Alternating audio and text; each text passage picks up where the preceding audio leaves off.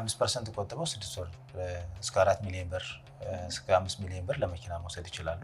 ከ14.5 እስከ 15.5 ድረስ እንደየብሩ መጠን ዝቅ ባለ የወለድ መጠን ለአባላት ብድር እያቀረብን ያለ መሆኑን መገንዘብ ይቻላል ማለት ነው። ለንግድ ማስፋፊያ እስከ 2 ሚሊዮን ብር እንሰጣለን። ለሕክምና ለትምህርት እስከ 500 ሺህ ብር ድረስ እንሰጣለን። በደሞዝ ዋስትና ጣራ እስከ 500 ሺህ ብር ድረስ እንሰጣለን። ህጋዊነታችሁስ ምን ይመስላል?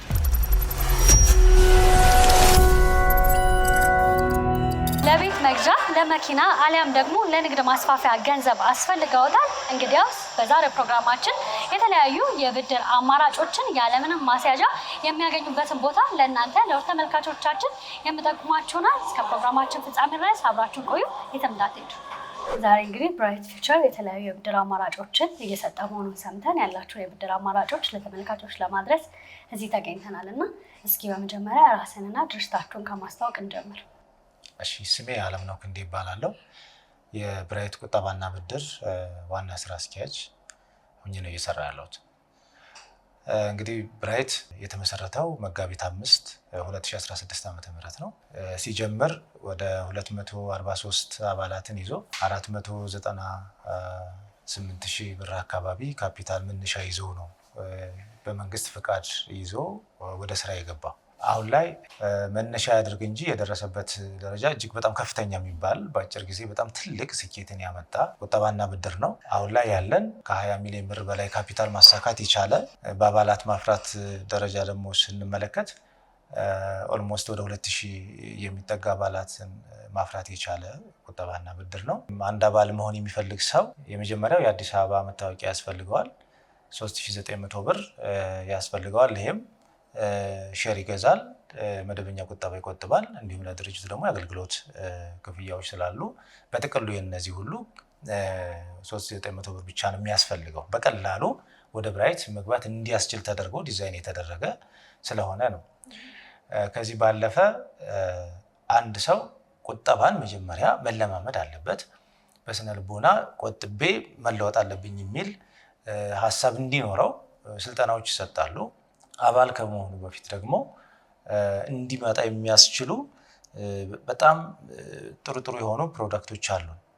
ለምሳሌ አንድ ደመወዝተኛ የወር ደመወዝን በደብዳቤ ብቻ መበደር ይችላል። እኛ ዋስትና አንጠይቅም፣ ያለምንም ማስያዣ ማለት ነው። እስከ 500 ሺህ ብር ድረስ ብድር እንሰጣለን ለደመወዝተኛ ማለት ነው።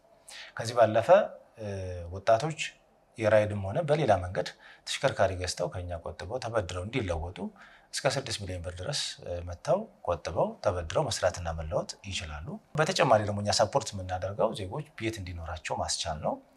ይህን ለማድረግ ደግሞ እስከ 10 ሚሊዮን ብር ድረስ ብድር መስጠት የምንችልበት አሰራር አለን ማለት ነው እንደ ብራይት። በጣም ጥሩ። ምናልባት እንግዲህ የቤት የመኪናና የተለያዩ የንግድ ማስፋፊያ የብድር አገልግሎቶችን ትሰጣላችሁና በስፋት ምን እንደሆነ ብታነሳልን። ደንበኞች እስከተበደሩ በኋላ በምን ያህል ጊዜ ነው መመለስ ያለባቸው? የጊዜ ገደቡ ምን ይመስላል? ለምሳሌ የደሞዝ ብድር የምንሰጥበት አንዱ ረዘም ያለ ጊዜ እንዲመልሱ የማድረግ ነው። አሁን ያለውን ጫና በኑሯቸው ላይ ምንም አይነት ጫና እንዳይፈጥርባቸው የሚያደርግ መንገድ ነው ዲዛይን ያደረግነው። ሰፋ ያለ ጊዜ ሰጥተን ነው እንዲመልሱ የምናደርገው ማለት ነው። በተሽከርካሪም በተመሳሳይ እስከ 78 ዓመት ድረስ ብድሩ እንዲመልሱ አድርገን ጭንቀት በሚቀርፍ መንገድ ነው ዲዛይን አድርገን እየሰራን ያለ ነው እንደ ብራይት። ስለዚህ የቤትም ይሁን የማንኛውም አይነት የብድር አገልግሎት ስንሰጥ በተበዳሪዎቻችን ላይ የብድር አመላለሱን ጫናን የማይፈጥር መንገድ አድርገን ሰፋ ያለ ረዘም ያለ ጊዜ ሰጥተን ነው አገልግሎትን እየሰጠን ያለ ነው ማለት። በዚህም ተበዳሪዎቻችን በጣም ደስተኞች ናቸው። ልዩ የሚያደርጉ ነገሮችም አሉ። የመጀመሪያው ለሴቶችና ለአካል ጉዳተኞች ከመደበኛ ከተቀመጠው የብድር ወለድ ዝቅ ባለ መንገድ ነው እየሰጠን ያለ ነው። 25% ቆጥበው 6 ወር እስከ 4 ሚሊዮን ብር እስከ 5 ሚሊዮን ብር ለመኪና መውሰድ ይችላሉ። ለንግድ ማስፋፊያ እስከ 2 ሚሊዮን ብር እንሰጣለን። ለሕክምና ለትምህርት እስከ 500 ሺህ ብር ድረስ እንሰጣለን። በደሞዝ ዋስትና ጣራ እስከ 500 ሺህ ብር ድረስ እንሰጣለን። ለንግድ ማስፋፊያ ቅድም እንዳልኩት ነው። በሌሎች ጥቃቅን ንግዶች ላይም በተመሳሳይ የአጭር ጊዜ ብድሮች አሉ። ለምሳሌ አትክልት ነጋዴዎች በቀን ተበድረው የሳምንት ብድር፣ የ10 ቀን ብድር፣ የ30 ቀን ብድሮችም ስላሉን በእነዚህ አጭር ቀን ወስደው ገዝተው ሽጠው አትርፈው ወደ ብራይት በ30 ቀን በ15 ቀን በአጭር ጊዜ ውስጥ መመለስ የሚችሉበት አሰራር የተዘረጋ ስለሆነ ይሄ እድል እንዳለ ማህበረሰቡ ሊገነዘብ ይገባል ማለት ነው። ስለዚህ በሁሉም ወደ 22 አካባቢ የሚሆኑ የብድር አይነቶች አሉ። እነሱን ሁሉ በአክሲዮን፣ በመኪና፣ በደሞዝ፣ በሼር ብራይት ውስጥ ባለ ቁጠባ ዋስትና አድርገው መበደር ይችላሉ።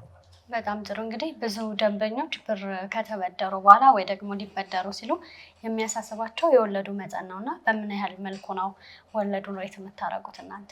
የኛ እንደ ብራይት እስካሁን ከ14.5 እስከ 15.5 ድረስ እንደየብሩ መጠን ዝቅ ባለ የወለድ መጠን ለአባላት ብድር እያቀረበ ያለ መሆኑን መገንዘብ ይቻላል ማለት ነው። ህጋዊነታችሁስ ምን ይመስላል? ብዙ ደንበኞች መበደር ይፈልጉና ከሚሰሙት ከሚያዩት አንጻር ይፈራሉና የእናንተ ድርጅት ምን ይመስላል? አንዱ ትልቁ እኛም ጋር እንዲህ አይነት ጥያቄዎች ይቀርባሉ በአካል ብራይት በአራዳ ክፍለ ከተማ ህጋዊ ፍቃድ የምዝገባ ሰርቲፊኬት ይዞ እየሰራ ነው ያለው። ብራይት ከምንም በላይ ልዩ የሚያደርገው ደግሞ አሰራሩ መሰረት የያዘ ስለመሆኑ ነው የምናረጋግጠው።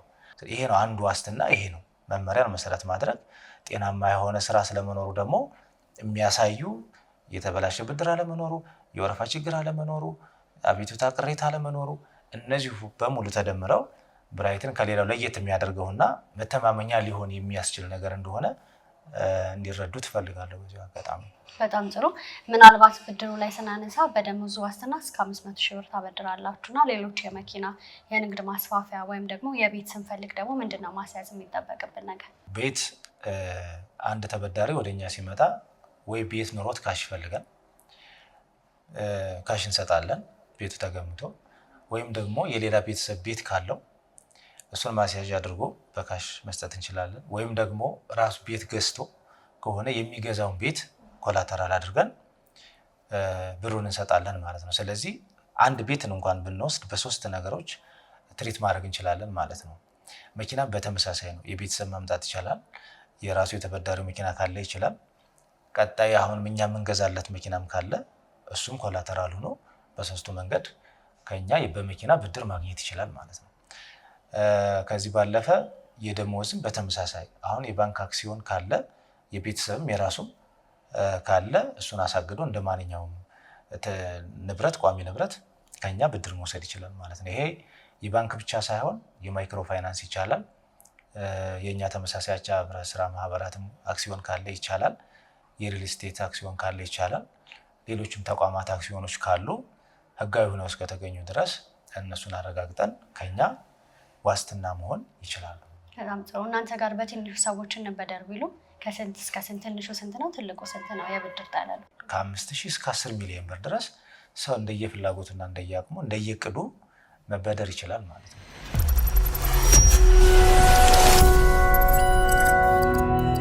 ሰዎች ጋር ያለው ተቀባይነት ምን ይመስላል? አብዛኛው እናንተ ጋር የሚመጡት ደንበኞች የትኛውን የብድር አይነት ነው የሚመርጡት? ኦልሞስት 50-60% የሚሆኑት ወጣቶች ናቸው። ሞር የሚያተኩሩት ደግሞ ከተሽከርካሪው ላይ ነው። በምን ያህል ጊዜ ነው ምናልባት መኪናዎቹን የምታስረክቧቸው? እኛ ቅድም ባልኩት የብድሩ መጠን ይወስነዋል። በቆጠበው መጠን ስለሆነ የቆጠበበትን ጊዜ ራሱ ተበዳሪው ያውቀዋል። ዛሬ 25% ከቆጠበ የዛሬ 6 ወር የመኪና ባለቤት እንደሚሆን እርግጠኛ ነው። ምናልባት አያርገውና የሚቆጥበው ሰው ቁጠባውን ማቋረጥ ቢፈልግ ምን ይመስላል? ሙሉ ገንዘቡ ይመለስለታል ወይስ ሌላ አሰራር አለ እናንተ ጋር? ሙሉ ገንዘብ የፍላጎት ቁጠባ እንግዲህ እኛ ጋር አሰራሮች አሉ፣ መመሪያዎች አሉ፣ አዋጁ የሚያዘውም አለ።